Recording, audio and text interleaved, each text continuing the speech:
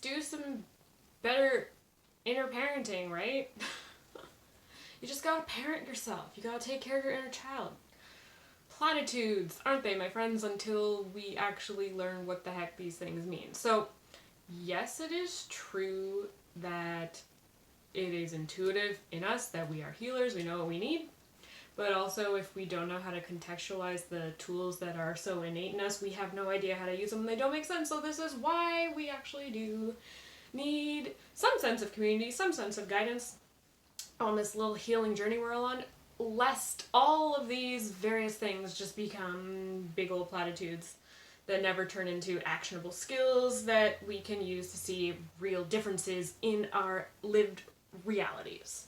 So, I want to talk about inner parenting and inner child work today and what those things actually look like on a practical level, on an earthly level. So, for me, inner parenting and inner child work, of course, they go hand in hand. For your inner child to start feeling better, to experience a life where you're less run by your inner child. If you want to put this into other language, if you want to experience a life where you're less run by your emotionality, the ocean of emotions going through you, and you want some level of discipline in your day-to-day, then you need to start doing some inner child work. And you need your inner parent to be called out of you, to be strengthened, so that you can give that really emotional body of yours some level ground, some objectivity, some rationality, some balance to all of the emotions, some structure, so that you can actually live your life. So, for me, when I describe what it takes to be a parent to your inner child, comes down to two things. You make a choice, and then you create the space. That is it, in a nutshell. You see your behaviors, you're like, ooh, I can sense my emotions are getting like a little too activated or a little too dysregulated. I'm just feeling too much. It's too much too fast. I need something to slow down. So you have recognized that you need to make a choice for you, to choose you. Not to distract yourself with Instagram, not to distract yourself with YouTube. Get off of YouTube right now if that's what you're doing. Not to distract yourself with video games, blah, blah, blah, whatever it is that makes you turn off from your inner world. You've made the choice to go inwards. Whatever this looks like whatever the I'm gonna go inside now, whatever that looks like, that's the part that's up to you. However, there's lots of ideas I can give you, and like all of the different healing modalities that are out there, certain ones will just feel really great to you, and you can also repurpose them for wherever you're at. So journaling, that's a super simple one that a lot of people do, but you don't have to journal from the intention of being an inner parent.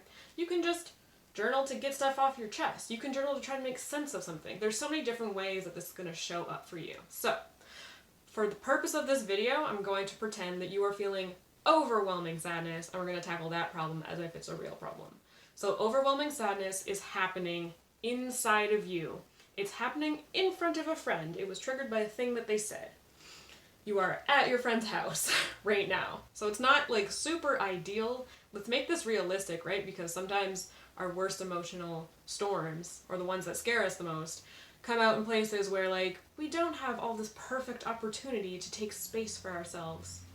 However, if your friend is someone you feel actually pretty close with, someone who sees you with a capital S, who will understand, you feel safe in stating your needs, I totally would at this point. So you feel the emotions rise, you feel what that's like in your chest, in your belly, wherever you tend to feel your sadness, and you might state your needs and just be like, you know what? I am feeling an overwhelming bunch of emotion. Do you mind if I just overtake your bathroom for the next 20 minutes? I'm gonna do either a release practice, whatever feels good to you. I'm gonna be in there. Don't worry about me. I'm doing what I need to do. I'm not in danger. I got this. You can tell them what you want to do. This is you making the choice for yourself and then creating the space. In this scenario, the space is literally going to be the bathroom for about 20 minutes or so. But space can look like anything it needs to be. Say if you're at this friend's house and this friend is actually not really the go-to person in your life for, having breakdowns in front of, showing your more vulnerable emotional side in front of, totally cool. We're going to handle it with the inner parent in a very similar way. So you might still say, I need to go to the washroom. You might just make it sound, totally innocuous.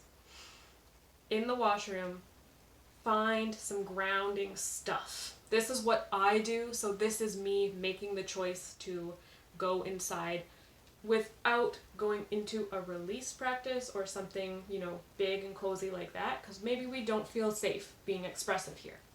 So we're going to use what's around us. Literally, I would clasp on to like the bathroom counter and just feel what it's like. Feel where your emotions are inside your body. Takes a bit of skill, takes a bit of practice to be able to feel through the emotions without getting caught up in the story. So if it doesn't feel like you're in an amazing spot to go inside like that and kind of feel it out without showing the emotion that you maybe don't want to be vulnerable showing, you don't have to go in the body. You can stay out here on the bathroom counter. You can look at yourself in the mirror, make beautiful eye contact, and you can tell yourself, I've got you. I'm going to revisit you as soon as possible.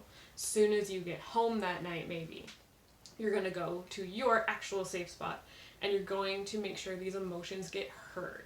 You're going to make sure you can understand what triggered them.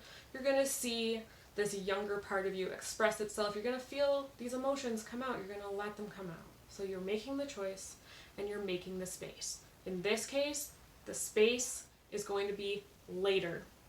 Maybe it's in an hour, maybe it's in 2 hours, maybe you're gonna excuse yourself from your friend's house like right now. This is what you need to do.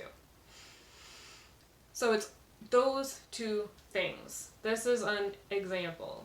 All of those different modalities that we use, like gotta do my yoga today, gotta do my journaling today, gotta meditate today.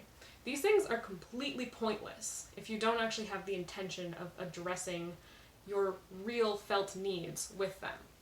So your needs can look like anything. It can be like addressing sadness. It can be addressing anger.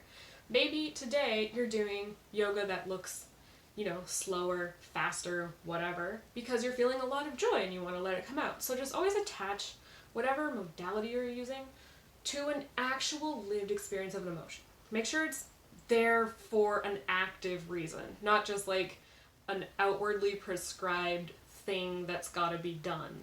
The same as going grocery shopping. Healing stuff doesn't have to happen the same way every day. It is not prescription. However, for me, my yoga practice is every day at different times, but it is daily because that's me inner parenting myself. I've already made the decision. My yoga happens no matter what I feel like because I'm open to exploring all emotions through my practice. But it might not be that for you. And there are definitely some days where I'm like, you know what?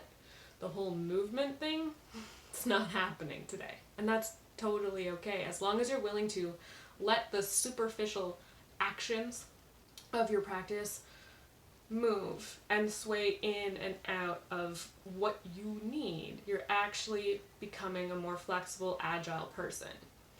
So if you are listening to this and you're like, oh my gosh, I have no idea how to become that attuned with what I quote unquote need in a moment, that's fair. Sometimes we just feel the emotion and it's like, holy crap, that's overwhelming, I have no idea what to do. So if you're someone like that and it's hard for you to even slow down enough to take a breath and to attune to the needs, when you are in a rational headspace, feeling chill, feeling good, attend to some prompts.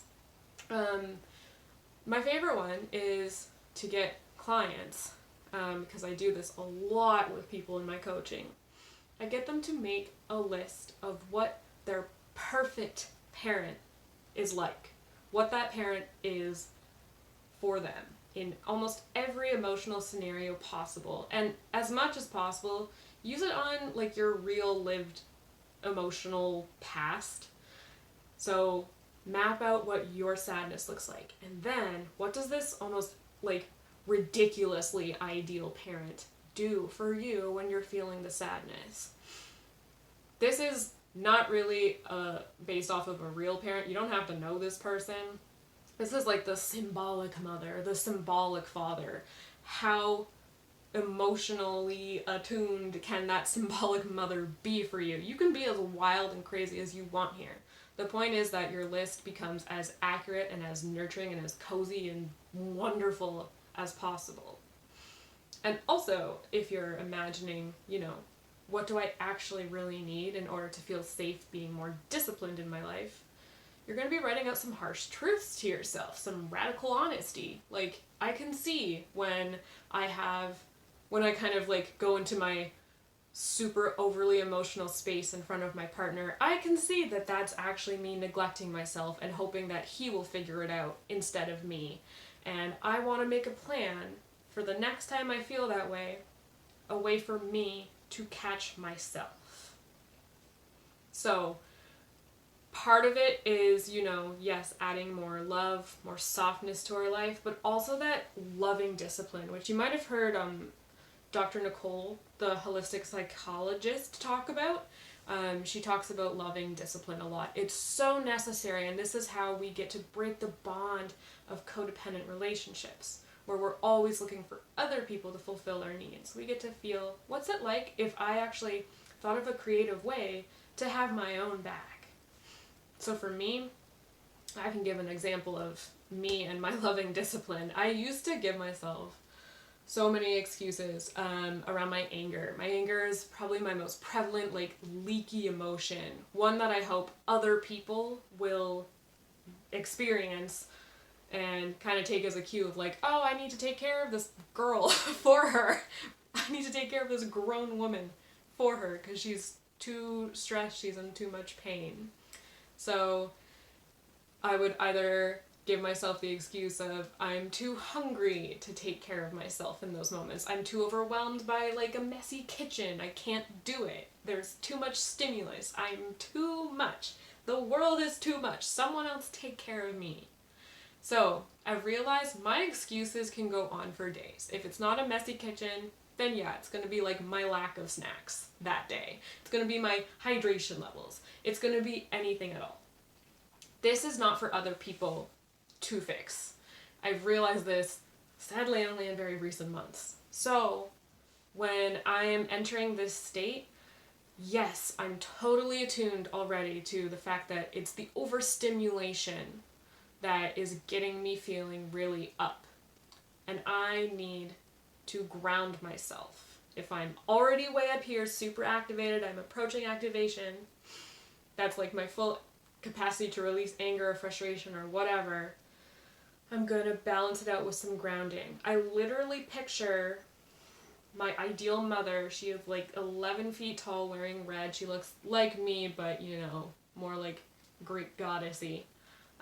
She stands beside me, she rubs my back, she brings me some softness, and she says, we're gonna do this task twice as slow as you wanted to. I'm killing the urgency. I'm teaching myself that there's more time than I thought, and that I can be softer to myself than I thought, and my anger slowly backs off. It takes a lot of strength to do this, guys. It takes a lot of learning new physical terrain and new mental, emotional terrain. It's all new. It feels crazy. So you can let other people know what you're going through. Just be like, hey partner, who I used to just, flurry into these angry moments in front of.